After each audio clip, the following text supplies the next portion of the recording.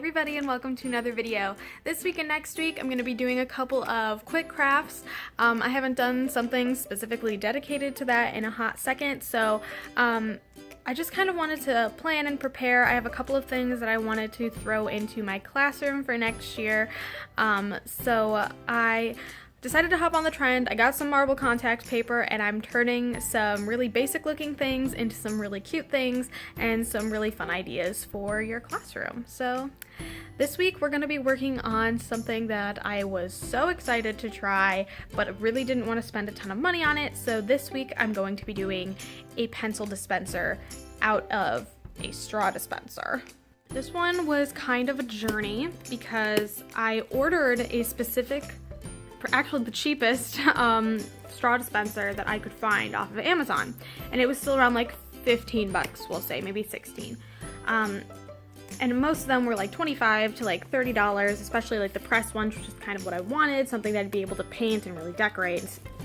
I decided to get this one because I actually read in the comments that somebody said they got this to use as a pencil dispenser. And I got it. And it seems a little small, I'll be honest. So I was looking at it and I was like, oh yeah, pencil fits over top of it. That'll totally work out fine, right? No, because here on the design you can actually see it's got these kind of like bulbs on the side, and what you're supposed to do is you're supposed to turn that and it kind of drops into like a little nook in there, and when you turn it, it like dispenses one out of the bottom. So with the bulbs on the side, I was like, yikes, there's just no way that this pencil is gonna fit, and boy was I right. Here now you can see that normal pencil in comparison to the size of this. And not only that, that's when I really looked nice and close at the box and realized it said stir dispenser. So it's meant for teeny tiny super skinny stir straws and not even real straws. So I don't know who lied in their Amazon review or whatever, but I got frustrated. And an even more annoying part is that the little section in the middle here that you use to dispense, it couldn't even fit a pencil in it even if it wanted to. It wasn't long enough. So what I actually ended up doing was taking some cardboard and literally making a new one. I honest to God just curled a piece of cardboard up into like a U shape so that when you drop a pencil in there, it falls in, and I used like Gorilla Glue to attach these balls that were on the outsides of the acrylic, and just put that in there. So ta-da, now it works, I guess. I can kind of go underneath it and like make some adjustments, like if at any point it gets stuck, but basically I just made it so that it kind of doesn't go past here and you can only move it this direction to drop. It drops and then you pull back. So it works fine now, but this required a lot of modifications as well as a special order of super teeny tiny pencils. If it were not obvious, I love the combination of marbles, grays, and like pastel pinks. I have a lot of marble going on in this room, so I thought, of course, the only color that would be appropriate to pop inside my pencil dispenser were these teeny tiny little pink golf pencils.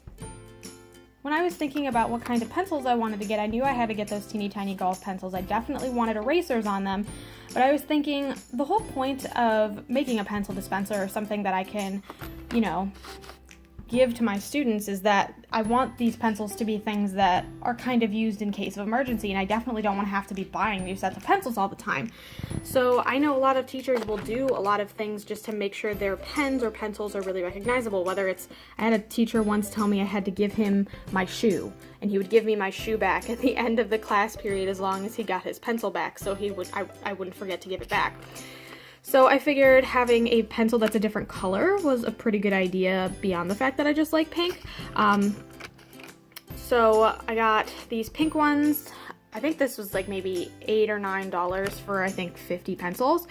I definitely needed the eraser on them, but they're small. They're like 4.5 inches maybe. And I still think that this is a good enough size where they can totally be used in case of emergencies, and it can still fit in here. So obviously I have my big pencils, but those are mine now. Here are my student pencils, and I really wanted to just think of the best way to jazz this up so that it would suit my personal style and whatnot. So that's where the contact paper came in. because you obviously can't be a YouTube DIYer without using marble contact paper on literally everything. I decided this was a good idea, not even necessarily because it was ugly in the first place, but I still wanted to be able to see through the sides. Like, I didn't want to paint the whole thing or spray paint it like I was going to originally, because now I kind of get into trouble where I'm looking at this and I think, okay, if this is sides covered, I don't always know if there's a catch on it somewhere, and especially because there's like these sides underneath. I don't know if I can actually get that on film. Let's take a look. Yeah, there's these like nubs that prevent this top part from sliding off. So if this is filled with pencils, I have no way of seeing what's going on down there. So I really needed to be able to keep this window in here, but I wanted to very cleanly add decoration to the outside. So I went for the idea of the marble contact paper. I just cut it to the right size, smoothed it down.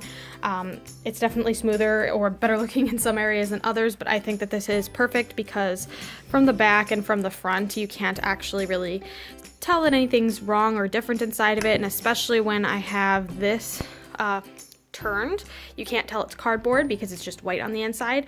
And also pretty good if, you know, I want to flip back to grab my pencil and then go back the other way. So I decided that contact paper was the best choice for that, just so that I'd be able to monitor this, and especially because I glued it in, I can't separate it. I can't take it out anymore. This is just kind of how it's got to be. So I wanted to take some precautionary measures so that I could get the most use out of this as possible. Now, obviously, my pencils are already pretty recognizable. It's pretty easy to tell that they're mine. They're teeny tiny, they're pink. They're golf pencils, but I think definitely I can still do more to make this personalized. So I actually got a little something else that I wanted to use for a different project, but thought it would be fun to test on this. And what that was this lovely set of teeny tiny metal stamps. And what I'm going to be doing is I'm going to actually go into the back of the pencils on whatever side I feel like, and I'm going to actually engrave something into the pencils. Now, being logical here, and with absolutely no disrespect intended to my lefty followers out there, but when you use a pencil, you use it this way, so I'm thinking kind of right here, from right to left, as you would read it, would be the best placement for this. So I'm going to grab out my letters, and I'm just going to spell out my last name for a lot of reasons, primarily because it is short. So I think it's 1/8 of an inch, now that I'm thinking about it. So 1/8 of an inch, and that seems to fit perfectly on the side of this pencil. I totally did measure before I ordered them, which is just the most ridiculous thing I've ever done. But what you're going to do is you're going to place it wherever you want, and I'm going to put my letters backwards, spell the word backwards, just to make sure that I have enough spacing and I don't run out. And you're going to take a hammer and you'll pound it in. So I'm going to make sure that I'm putting this in the right way. I think either way is fine.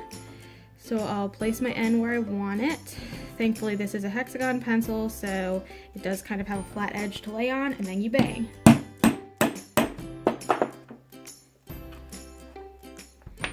And when you pull it off, there should be an N in there.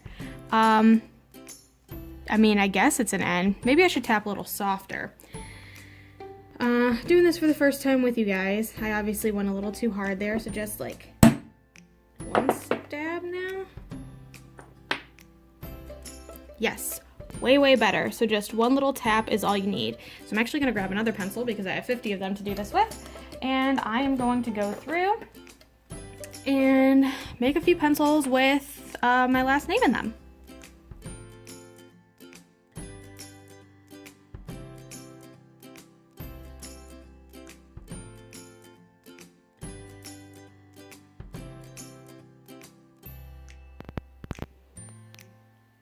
As you can see, my name is semi-decently engraved down there, and I think I have a plan for how I'm going to kind of make it show up a little bit better, so I'm going to try a couple of different things and we'll see what works best. Okay, so this is my first plan. I have just a little dab of black acrylic paint because I'm pretty sure that's all I'm going to need. I'm actually just going to take it with my finger because I don't feel like washing a brush, and smear it over top of the letters, and I'm going to try to really get it inside there. And now I'm going to let that dry and then scrape off everything that's kind of on top and see if that kind of just settles into the lines.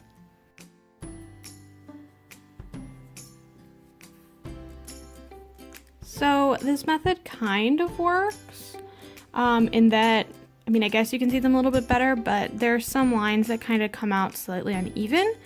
So maybe not the absolute best, or at least making sure that your divots are like really in there good when you're doing this, because I think my eye kind of came over the top and it just looks a little messy. So I'm gonna try another method and see if that works any better. I definitely think I like this method better. It's gonna take more time, definitely, but I think the result is a lot cleaner.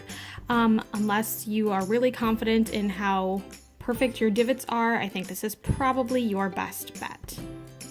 Not to mention, especially because this U just barely doesn't hit the bottom, I think I might even just go in and kind of add it so that it really lines up the best that it can. The only thing I don't necessarily like about this method is if you mess up, you mess up. So obviously I have this like much thicker section of the Q here and kind of like a double cross on the N here. That's not something I can fix. But overall, I think this definitely looks cleaner than my first attempt. Let's just take a look at that one again. Ooh boy. Can't even tell that first one's a Q, really. But I guess I could just go in and fix that up with my Sharpie pen, and we should be good to go. Now let's give it a shot. Just drop the pencil in the back. Make sure it grabs on. Flick. And boom, now you have a pencil. I definitely think you could just write whatever you want on the ends of your pencils. The only issue that I foresee with that is that it's going to rub off. So maybe if you cover it up with some Mod Podge or something of that nature, that might work, but I definitely think this is the way to make it last the longest. I'm not going to say it's the easiest or the fastest, but it will definitely last longer if you happen to have a set of metal stamps. And I believe I got these for 12 or 13 bucks. Of all the projects I think I've done on this channel, this is probably my most expensive, and honestly it's just because it's something that I really wanted to do. I know the whole goal of my channel is to be budget friendly, but I truly do believe that this is the least expensive way to create something like this. And if you're looking for ways to make it cheaper, something easy you could do is just take some old pencils and cut them in half. When I was testing to even see if the pencils will work when I had ordered these, I just cut an old pencil that I had down. It was dirty, the eraser was all marked up, but all I had to do was just kind of chop and then resharpen, and I had teeny tiny pencils that I could stick in here. So you don't need to buy new pencils for this. If you want to add the color, just paint it. If you want to use mini pens or something else, you can make this work for you on a budget. And I also just want to throw out there, don't be afraid to kind of look for these things on sale or at thrift stores. As weird as it might be, I totally can see somebody like getting rid of something like this, or even on like auction sites. I know there's a handful of auction sites where I'm from in the Cleveland area that take Amazon returns and just auction them off. So don't be afraid to look around for something cheap and inexpensive, or something that's used, and just painting it or covering it up with contact paper can be a cheap and inexpensive way to make something old look new again. So thank you so much for watching. If you like what you saw, stick around till next week. Next Sunday we're going to be doing a different quick craft for my classroom, and it will be the return of the marble contact paper, because now that I have it, I'm kind of hooked. So thanks again. I'll see you next week, and thanks for coming, I guess. Bye bye.